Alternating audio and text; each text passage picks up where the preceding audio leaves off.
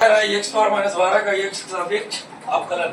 तो मैंने बोला एक अवकलन करना है तो सबसे पहले फलन को क्या मानना है, y मानना है। माना y बराबर क्या, X to the power minus 12 हो जाएगा।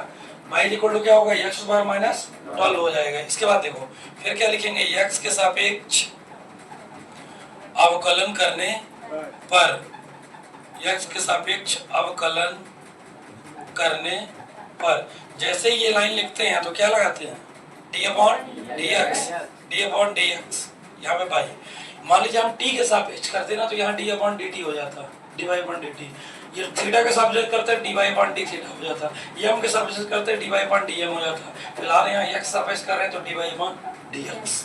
आगे इधर हो जाएगा d अपॉन डी एक्स और किसका करने जा रहे हैं, x to the power minus 12 होगा।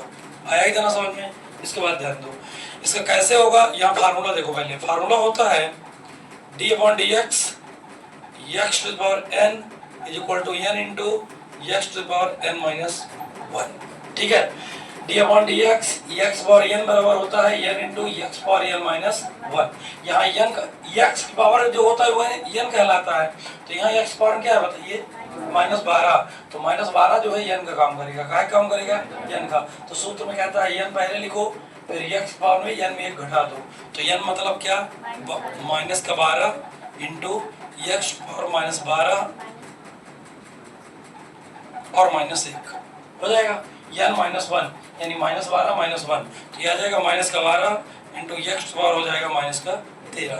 ये मान लीजिए ये आंसर आ चुका है। ठीक है, ये मान लीजिए आंसर आपको धनात्मक घात में लिखना है तो आपको करना क्या है, माइनस 12 बटे ये नीचे जाएगा तो पावर क्या हो जाएगी, प्लस 13। यहाँ कौन सा फार्मूला लग रहा है, X to the power minus M is equal to 1 upon X to the power M.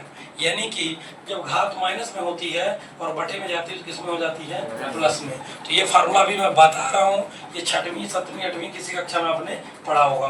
तो ये समझ में आ गया कितने